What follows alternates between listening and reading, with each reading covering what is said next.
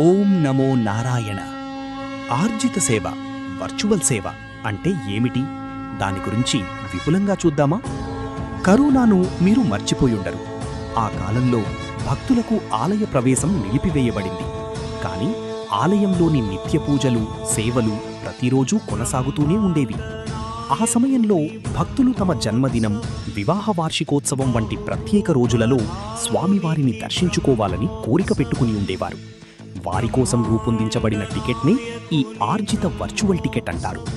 Corona కాలంలో ఇతర ఏ టికెట్లు కూడా విడుదల కాకపోయినా ఈ టికెట్ మాత్రమే ఆన్లైన్లో విడుదల చేసేవారు. ఆ సమయంలో ఎవరైనా కళ్యాణోత్సవ టికెట్ బుక్ చేసుకుంటే ఆ తేదీన టీవీ ముందు కూర్చుని కళ్యాణోత్సవాన్ని వీక్షించాలి. మీ పేరుతో సంకల్పం చేస్తారు.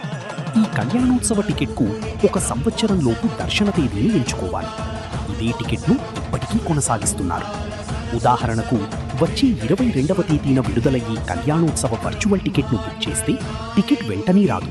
దానికి బదులుగా దర్శన్ బుకింగ్ అనే ఆప్షన్ వస్తుంది. అందులో మీరు కోరుకున్న తేదీకి దర్శన టికెట్ తీసుకోవచ్చు. ఈ టికెట్తో మీరు 300 రూపాయల దర్శన మార్గం ద్వారా వెళ్లి స్వామివారిని దర్శించుకోవాలి. ఓం నమో నారాయణ.